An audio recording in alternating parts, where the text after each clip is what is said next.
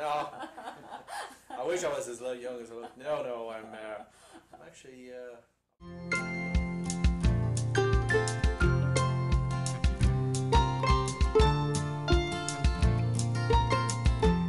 한국하고 아일랜드는 역사적으로 굉장히 이제 비슷한 부분이 많습니다. 그래서 그 또 격동, 혼란, 비극적인 부분들을 많이 이렇게 겪었었는데 한국에서는 이제 한국이 굉장히 빨리 성장한 걸 한강의 기적이라고 부릅니다.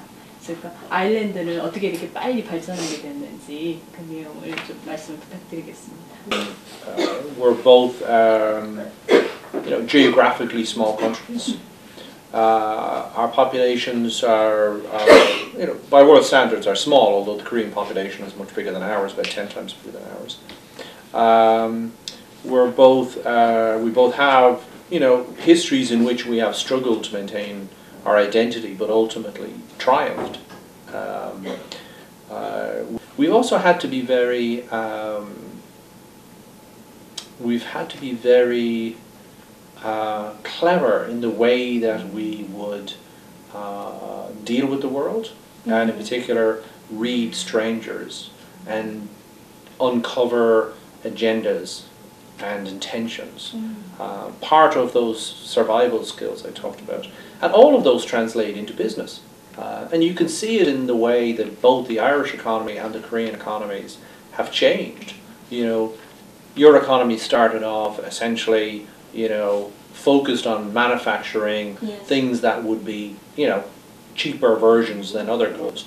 And now you find that Korea has changed fundamentally and is producing high-end goods, it's innovating, it's creating new products, it's a leader in technology, as well as sustaining, of course, its lead as a major manufacturer in terms of shipping and cars.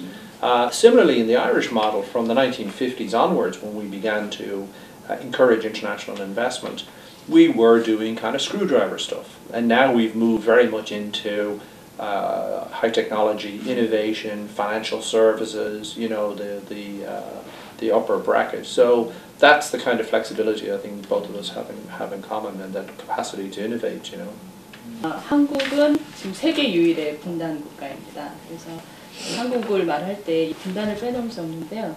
아일랜드도 분단 문제가 오랫동안 있었던 것으로 알고 있습니다. 이 분단 문제를 어떻게 극복하셨는지 말씀 부탁드리겠습니다. We were divided in 1921, and obviously you've been divided since 1945, effectively. Yes, right.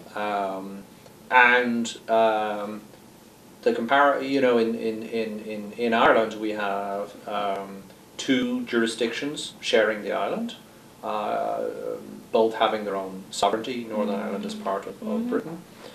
We obviously won our independence in 1922. Similarly, on the Korean peninsula, you have two sovereign entities. In Ireland, what we have done through the Northern Ireland peace process, we have created cross-border structures at government level across a range of issues to ensure reconciliation and cooperation to our mutual economic benefit. In terms of the Korean peninsula, I do think that there is benefit from Korea looking at the Irish model. 아일랜드 군사들이 또 한국 그 전쟁 때 많이 도움을 주셨었습니다. 혹시 그 내용에 대해서 좀 알고 계시는지 좀 감사를 표하고 싶습니다. Just to put it in context, Michelle, when the Korean War broke out and the United Nations became involved, Ireland was not a member of the United Nations, so we could not participate officially in the Korean War. However, Irishmen were members of the Royal Ulster Rifles that fought in Korea, and Irishmen were members of the United States Army who fought in Korea. And so we had about 133 Irishmen die as members of the Royal Ulster Rifles. Many of them actually not far north of Seoul in December of 1950, when the North Koreans counterattacked down the Imjin River in Happy Valley. A lot of them were killed in that defense of Seoul.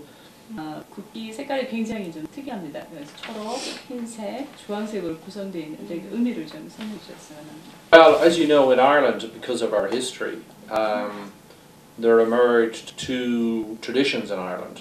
One was obviously the dominant tradition of the natives, which was Irish, Catholic, very nationalistic, wanting to establish our independence and to have the British leave our country.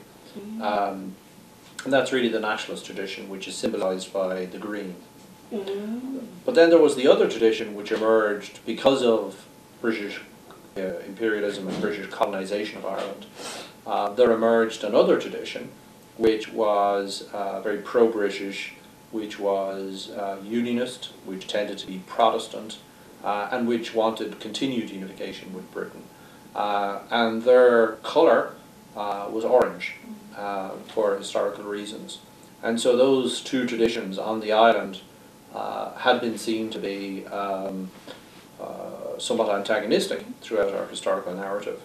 And so the flag represents the orange tradition, the unionist tradition, and then the Irish nationalist tradition in green, and of course white in between them symbolises peace.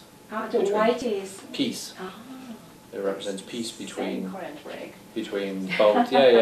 Between both traditions. And in fact, we've managed through the Northern Ireland peace process to achieve that.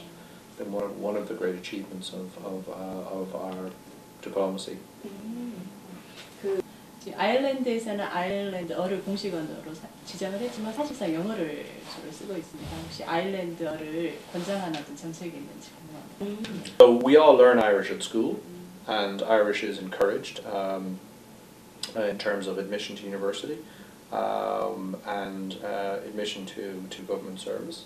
And regions in Ireland that continue to speak Irish are given some economic incentives to establish industries there and so on. Irish will never be spoken as the main language day to day, but it will always be somewhat understood by most of the population and spoken by some regions in the west of Ireland and the south of Ireland all the time. It's a very important part of our cultural heritage, and so much of our native literature, poetry, laws and customs come from the Irish language. 아일랜드 극과 문학이 굉장히 높이 평가를 받고 있는데요. 사무엘 베켓, H, 그래서 이런 문학 작품을 포함해서 아일랜드의 어떤 자랑에 대해서 아일랜드가 좀 알리고 싶은 내용, 산업을 포함해서. Well, I think yes, we are very, very proud of our achievements in literature. I think if you think about, Ireland, for a very small country, we have 4 Nobel laureates in literature. Wow, yeah, because we have W.B. Yeats, the poet, George Bernard Shaw, the playwright.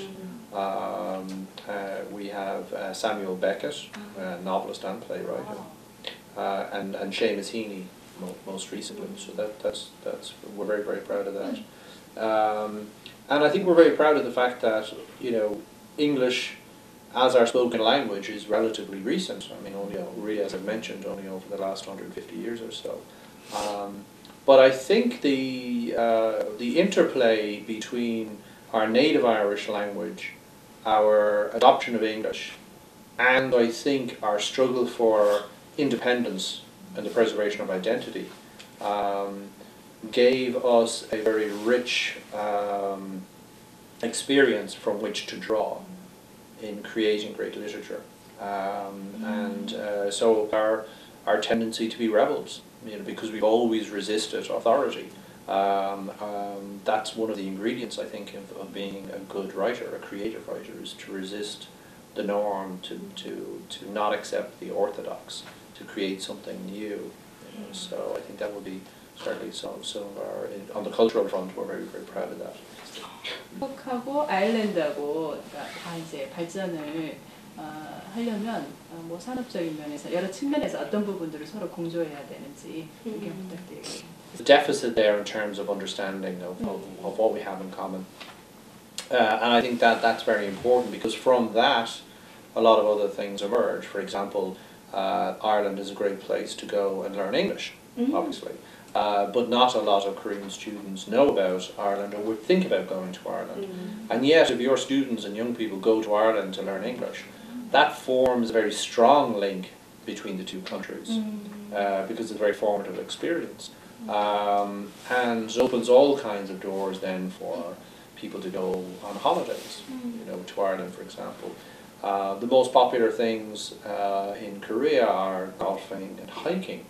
The best country in the world to go for golfing and hiking is Ireland, and yet Koreans tend not to think about Ireland as a destination for golfing and hiking.